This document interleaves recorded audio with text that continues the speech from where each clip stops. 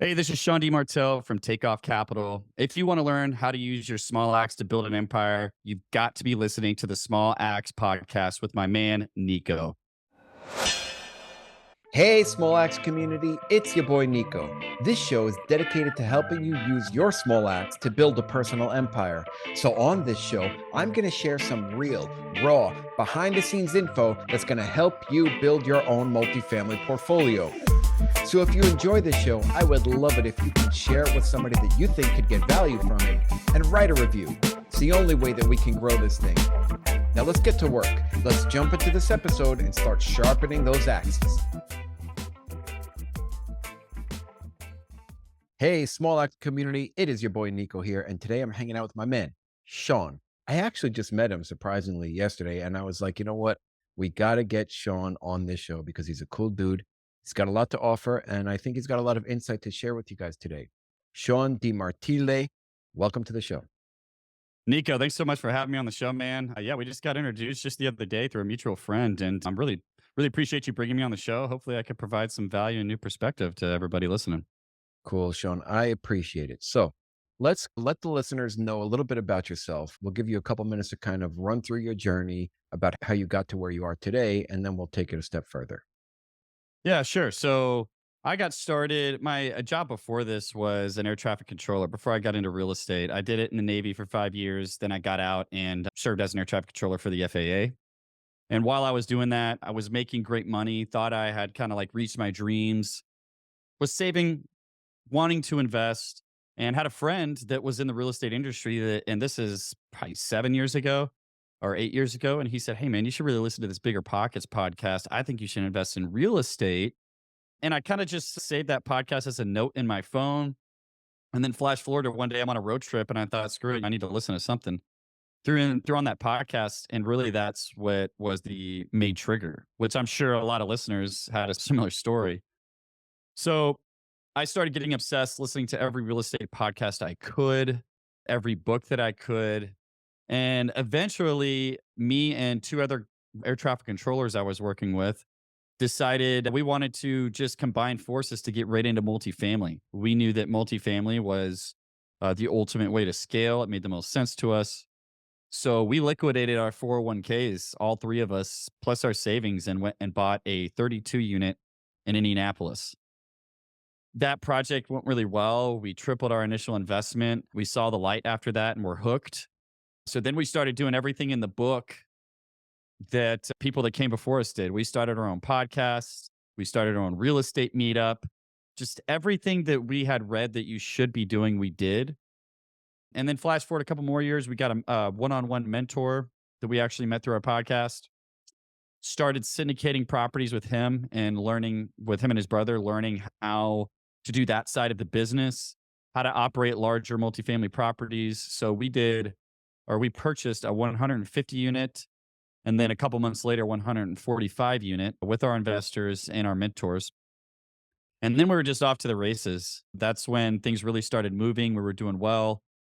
And then flash forward a little bit further, we have a little over 300 multifamily units still, but we were really interested in investing in our own backyard in San Diego for a multitude of reasons. They created these new programs that we were really interested in and saw a lot of opportunity. And so we've now pivoted to going from those traditional value add multifamily to infill multifamily development right here in San Diego, California. And we hyper focus on the beach communities in San Diego. So right now we have 60 units under development with an after build value of over $50 million. And that's kind of where we're at today. And that's the 30,000-foot view of how we got here. You're the man, Sean. Thank you for sharing all that. First of all, why Indianapolis? Indianapolis really the choice to invest there came down to a couple reasons. We went down a long rabbit hole of narrowing down where we wanted to invest outside of California, and we were really limited by our funds and what we could afford to buy. The 32 unit that we bought there, it costs as much as a fourplex here in California. So, we knew we had to go out of state if we wanted to do commercial multifamily. That was one reason. We were looking for red states, and we had done a lot of research on growing metros and really liked everything that Indianapolis had to offer. the day came after networking with some brokers that this 32 unit in Indianapolis came along and we jumped right on it. Let me ask you about this. Uh, That was 2018 or no, Oh, 19. Yeah, one of those. I think it was December 2018. so you got it at a good time. Do you still have it? Did you refi? What did you do with it? We sold it 2 years later. So we bought it for 1.2 million, sold it 15 months later for 3.2. It's crazy. I want to Yeah, it's ask super about this crazy. real quick. So, did you like have extensive underwriting and look at all these deals that just didn't work, and then this one penciled out, or you were like, yeah, this kind of works, let's go for it? More of number one. We had Okay. looked at tons and tons of deals and we did do extensive underwriting. I mean, obviously, looking back, being our first deal, the underwriting wasn't very good. But what's impressive is we still, because of the market conditions and compressing cap rates, people starting to really hunt for these value add deals. There was a lot of things in timing the market that really went our way. It was like just one of those slumlord properties that was in a really, really good location. And that was the main thing that attracted us because there was just a ton of value add. It's a brick building. And we used to joke that we basically bought a pile of bricks because we had to replace everything else. And I mean, we replaced every single window, fascia, Wow. soffit, roofs, everything on the interiors, the exterior balconies and patios, everything was replaced. Wow. All right. I'm going to stick with this for another second. You mentioned that maybe you could have underwritten it better. Do you have any insight of how you would have underwritten it differently today? Absolutely. More contingency capital and a more thorough due diligence to account for a lot of the CapEx items that blindsided us. Case in point, after we closed on this, we started really finding out about all the issues. I mean, it's a 1968 vintage 32 unit, and that comes with the territory is you're going to have cast iron pipes under the building. You're going to have maybe even like clay piping like we had that ran underneath our parking lot and was collapsed. If we had done a more thorough inspection and scoped every single sewer line, we would have been more prepared for that, maybe capitalized for it. But we got blindsided by a lot of repairs. HVACs were the next thing that were killing us. Our first summer, we were averaging like 2 air conditioners dying every single month. Had we looked at that and really had a better idea of the remaining useful life, we would have considered that in our CapEx expenses. So we were really kind of running out of money as we were going through this and had to borrow more money. So going back, more due diligence, more contingency, and playing it safe with the kind of issues you're going to run into with an old asset. Yeah, thank you so much for sharing because we all learn, and this is one excellent way for us to learn is through podcasts, and you did as well in in beginning of your journey, and I did too. So thank you. All right, Sean, moving on a little bit. So 32 units sold. What was next? So the next project after that was a 150 unit in Greensboro, North Carolina. Why Syndicate. Greensboro? Syndication. That's where my mentor is based, Tony and John Azar of Mac VP. They have thousands of units and they split the deal with us. We brought in our investors, they invested. And so we closed on that 150 unit, which we still own today, and we've been crushing it. And then I think it was like 4 or 6 months after that, we closed on a 145 unit with them. Then after that, we bought a 10-room boutique hotel on the coast of California because we started getting interested in that asset class. And then after that, we started hyper focusing on San Diego development. Talk to me a little bit about the boutique hotel, and then we'll jump into that development. So the boutique hotel, we are also Airbnb investors, short-term rental investors. We have our own portfolios of several Airbnbs, which have been a great addition to my portfolio. And the thesis was that since a lot of these cities are now banning or severely restricting short-term rentals, that was more opportunity for small hotels. And, boutique hotels being hotels that aren't owned by, a major flag like Marriott or something like that. You're typically looking at something less than, 50 keys or rooms. And the thesis was that we could apply what we had learned from Airbnb and then renovate and commercial real estate, renovate these boutique hotels to generate lots of cash flow for us and our investors. And that was the theory. As we went through the business plan, we were very successful, at least for our investors. Our investors made the returns we were projecting, but we had to give up almost all of our profits as GPs. I'm no longer interested in boutique hotel investing. I know there's people that are doing very successful, but I also learned the hard way that hotels and hospitality is very volatile. It's very risky, and I don't think the returns outweigh the risk personally. It's very hard to predict and underwrite. And yeah, I could go on a whole rabbit hole of why I'm no longer interested in that. But to be fair, we did do well for our investors. Man, see, that's what it's all about. We got to sacrifice ourselves. And it's unfortunate. A lot of my listeners are trying to be real estate investors and trying to do what we do. And we have to understand that number one, it's a really long game. You don't really, it's rare to get rich off one deal. And then number two, Mhm. like we have to make these sacrifices. We do it for our investors. I syndicate deals as well, and I have to do the same thing. I'm not getting paid, and it is what it is until we want to have lifelong investors with us, and to do that, sometimes you have to make these sacrifices.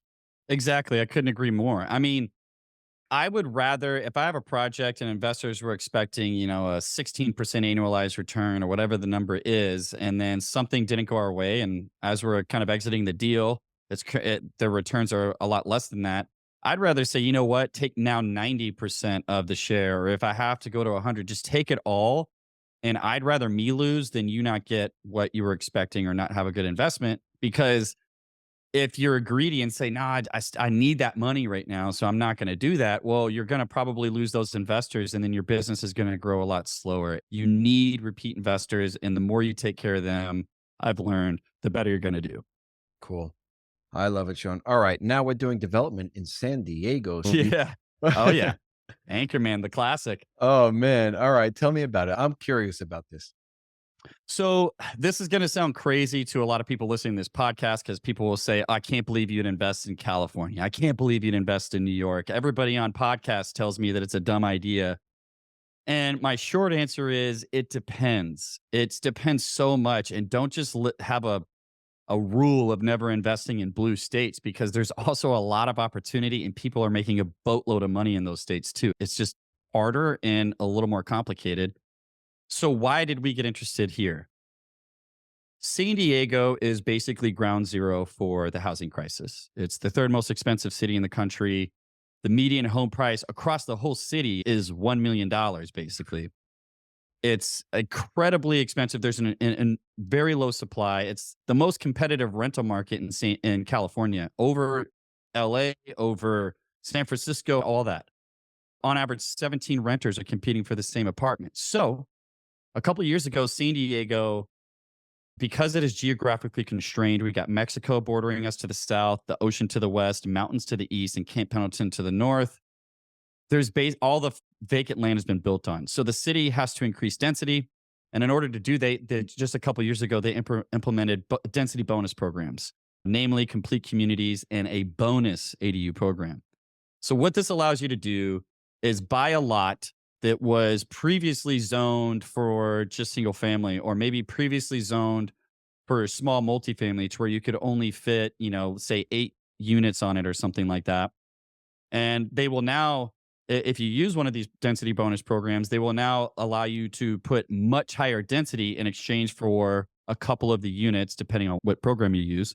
A couple of the units have to be earmarked for affordable and they restrict how much you could charge in rent. So we were interested in this for a lot of reasons. Doing value add here in a place like California is very risky because it's much harder to get tenants out if you want to renovate units, et cetera. And then if you're going to buy a value add deal in, say, Pacific Beach, San Diego, you are going to pay $500,000 per door for something built in the 50s that is value add. Well, by developing, I can build brand new, beautiful apartment units for around $400 to $425,000 a unit. I mean, that's just a general number. It depends on your finishes and everything. But I could build it for less, and it's brand new with air conditioning, Indian washer and dryer. Everything's ready to go. I'll have a much lower expense ratio and a much lower tax basis. So building here is simply more profitable than value add investing with less headaches. And then the second thing is it's now allowing us to build in communities that were already developed and put new apartments in neighborhoods that otherwise we wouldn't be able to. So a perfect example is we have a project right now that we're starting in construction in a couple months, and it's a 20-unit apartment on the border of Ocean Beach and Sunset Cliffs. If you're listening and you want to know where it's 4705 Point Loma Avenue. So you can pull that up and be like, oh, wow, that's right next to the ocean. It's 800 feet from Sunset Cliffs. Over the last 30 years, there's only been 6 other apartment complexes built in this neighborhood. And this is the largest apartment complex built in the neighborhood in the last 50 years. So that's all to say we're interested now because I can build for cheaper than I can buy existing. I don't have rent control that applies to me for a new construction project for the first 15 years. I have a lower expense ratio, lower tax basis, and I could build these in these communities that just simply haven't had that new supply in decades. And so there's just a ton of upside and in my opinion, actually less risk than value add in California at least. How did you find this deal or win this deal? Was it land or did you knock something down? Yeah, we're knocking something down. It's actually a building that was an old VFW. For the listeners that don't know what that is, it's Veterans of Foreign Wars. It's kind of like this old program where they would have like a bar and an area for veterans to hang out. And so this particular project is an old dilapidated building on the corner that was just sitting there that previously we would have only been able to put 8 units max on this lot. But with this new program, Complete Communities, we're building a 3-story, 20-unit apartment with parking, and 3 of the units have to be affordable, and the rest of them market rate. Cool, Sean. I wanted to ask you about that affordable. Does the obviously the rent has to be affordable, but what about the applicant? Do they have to is there like a cap on what they can earn? That's exactly right. So the applicant will have to fill out a form that gets sent to the city for verification. And each unit, we have one unit that is restricted to those that make 50% of the area median income, which right now I believe is 118,000. So they have to make half of that or less in order to qualify. And the max we could charge on that rent is like $1,550 or something like that, basically half of the market rate. Then another unit is restricted to those that make 60% of the area median income. And then the third one is for those that make 120% of the area median income or less. So it's basically, and their definition for the city is it's very low income, and moderate income. Do you have a say in which units are branded with that, and could you make it a studio? Unfortunately, no. So the way that they allocate those units is on basically a percentage base. So this building, for example, is going to be 16 one-bedrooms and 4 studios. So 2 of the rent restricted units are one-bedrooms, and then one of them is a studio. Okay, cool. What type of amenity so, like, you mentioned rent, and it's somewhere around 3 a little over 3,000 for a one bed, is that accurate? That is accurate. So in this market, the median one-bedroom rent is just over $3,000. It's like literally $3,050 or something like that. Gee. Yeah, it's insane. And people are paying that or more for stuff that's still run down and not very updated, or maybe it doesn't have an in-unit washer and dryer. To put it into perspective, by the way, and we put this on our pitch deck, if you are to look in Ocean Beach, San Diego for available one-bedrooms, the last I checked, there was like 90 on the market. If you then filter it for in-unit washer and dryer and air conditioning, there's only 10. Mm. So yeah, people for these units will probably be paying around $3,300 for the non-ocean view units, and then upwards of $3,800 to $4,000 for the ocean view units. Oh my god. Alright, ocean view, you said 800 feet from the beach. Is it flood zone? Like, do you have to worry about, hurricanes or something? What is over there? No, actually, we have no worries about that because this is right next to Sunset Cliffs. So we're at an elevation of about 50 feet or more above sea level. So there's really zero risk of us running into flood zone issues, any flooding at all, because there's a giant cliff just down the street that would protect us from that. That's cool, Sean. Where are you at? No, we are breaking ground likely in December. We already have our coastal development permit and we're almost finished with the actual building permits and just a little bit more back and forth with the city. As far as utilities go, is it already ran there? Do you have to change that? I know that's a factor as well. Yeah, so typically you work with what's called a dry utilities company, and like buildings this size, usually they have to install like a transformer underneath the building underground, something like that to be able to feed the electricity to all of the units. But it's interesting you ask that because there's also a value add play when it comes to utilities. So what we do is put a solar array on the roof. And we're actually able to bill the tenants for using that energy and act as the energy company whenever the sun is shining and providing that energy. So we're making payments on this solar, and the amount of money we make actually brings in about another $20,000 in annual revenue for a property of this size. which is pretty substantial and adds a lot of value. And it also is a win-win because the tenants on average will save about 10% as opposed to paying the electric company themselves. So we kind of capitalize on the ability to use those solar arrays, and but we still do have to kind of through some hoops in order to get the electricity tied in. Wow, man. Really cool stuff. Now, where I live here in New York, you get a 2 or 3 bedroom is around 3 grand. My brother was actually in a studio paying like 1900 in a tiny studio on the ground that got flooded all the time. So it's comparable to a degree, but San Diego's just way off the charts. Now, once you begin construction, is it a 1 year, 2 year, 3 year? Like how long does it take before people can actually move in? So it'll be a year, 12 months for a building like this on average with our general contractor.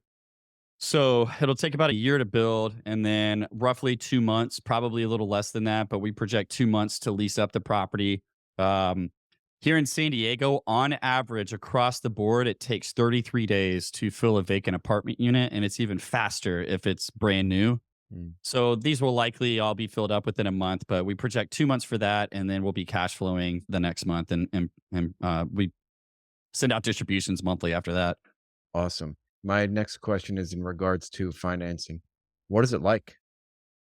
Financing definitely isn't very sexy right now, obviously, because of high interest rates. We're looking at a 9% construction loan, and we're probably going to be landing around 6% on the permanent loan once we convert to that.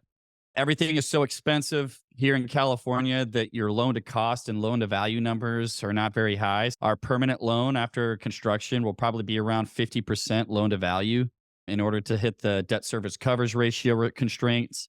So, that it's a different game out here. Like I know even across the country, people aren't seeing super high leverage. 75, 80% leverage are behind us right now with these interest rates. So we're looking at 48% to 50% leverage on the property. Interesting. I don't think 9% is terrible for a construction loan. I'm not very versed with it, but I think that that is recently we're at 7 plus for a regular a conventional loan. And now, I mean, so 9% is not terrible in my mind. And then I think also going into the takeout at 6% is definitely fair for sure. And is that Fannie Absolutely. for agency you're considering? No, actually, we go with a local bank that has a great product. The construction loan will automatically convert to a permanent loan. We like doing that because we could get better terms or maybe a little bit more leverage if we did go to Fannie Freddie. But the problem is then you're separating the construction loan and the permanent loan. So there's a little bit of risk that as you're waiting to refinance into that permanent loan, that things change or your leverage changes. There's so many things that could change. So it's really nice when you can work with like typically local banks where when we tie up this construction loan, there's going to be terms written into it that we will automatically convert to the permanent loan with language for how the interest rate will be calculated, et cetera, so that we're tied in and we don't have to worry about that risk. Yeah, good idea, man. I really like that. And then you're saving money on that second acquisition essentially. Um, Exactly. But and also, I mean, it depends on how long you're holding it because there could be some more prepayment involved with Fannie Freddie if it's a syndicate. I don't know how you're structuring it actually. So how are you structuring it?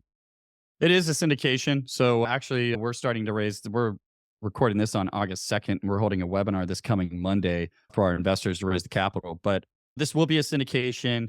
And yeah, like you alluded to, if we were just doing construction loan and then have to go to a different entity like Fannie or Freddie to get the perm loan, you're also paying more loan origination fees. So it does get more expensive just doing that as well.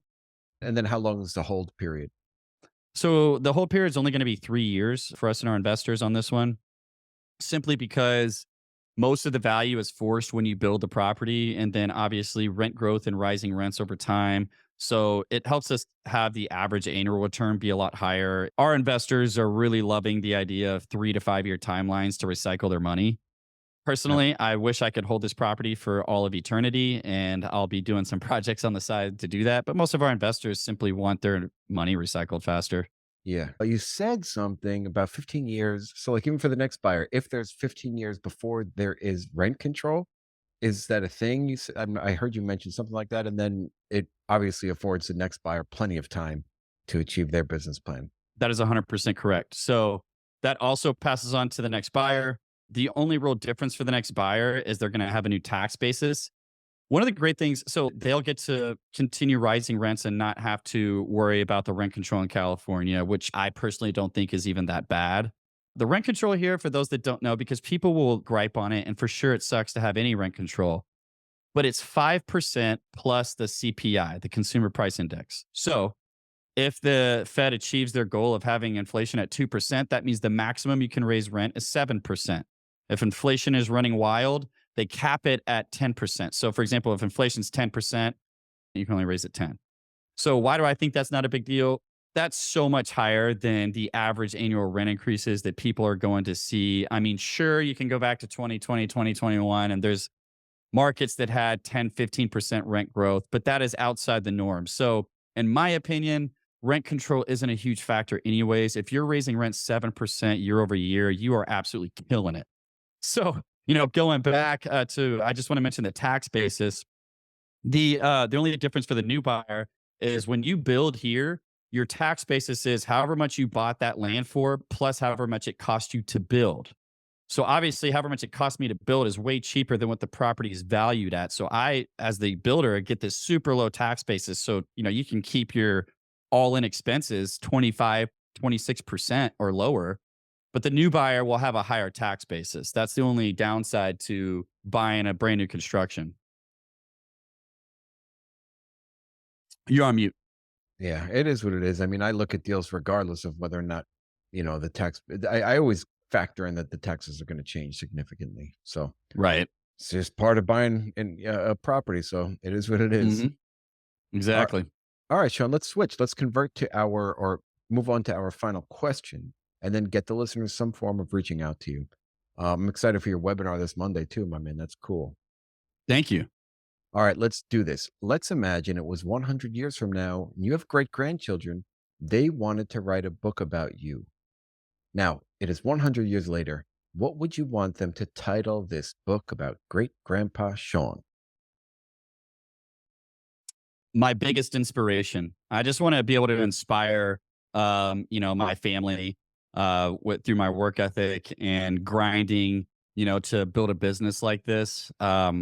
I think I just hope that I inspire them to work hard because my dad really he like busted his butt and like worked really hard. And it was a huge inspiration for me. I think that would be the one thing I want them to remember me for.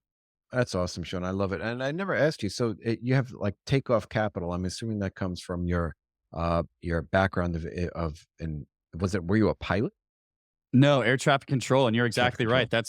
So me and my business partner, we were air traffic controllers together. So our business is Takeoff Capital. Our podcast is the Real Estate Takeoff. So we kind of leaned into that. Okay, man, that's cool. All right. So now let's get the listeners some form of reaching out to you and or getting on this webinar. So if the simple way, you could go to takeoffcapital.com. There's a lot of ways to reach out to us there. You can find me on Instagram, so I'm sure my name will be spelled on the show notes. It's just my first name underscore last name for Instagram. You could find me on LinkedIn, same way. And I'm going to be honest with you guys, I hate LinkedIn, so I don't check it a lot. So the best way is Instagram or our website. Now, if you want to check out that webinar, if this releases before then or even after, I would say go on Instagram because I have a link in my bio with a link to register for that webinar. But you could also just say, hey, Sean, I missed it, man. Can you send me the recording? And I'd be happy to do it. Cool. This is actually going to air the morning of. So hopefully we'll get Yes. some people attending. Cool, man. All right, Sean. Well, it's been such a nice time chatting with you. I really enjoyed our conversation. I know our listeners will too. And just keep rocking, my man. Thank you, Nico. All right, and that's a wrap, Small Axe community. So I wanted to take a minute to say thank you so much for listening to the show. And if you liked it or got any value from it, it would really mean the world to me if you would share it with someone else and write a review. Remember, guys, keep sharpening those axes. Let's get out there. Let's crush it. Love you guys.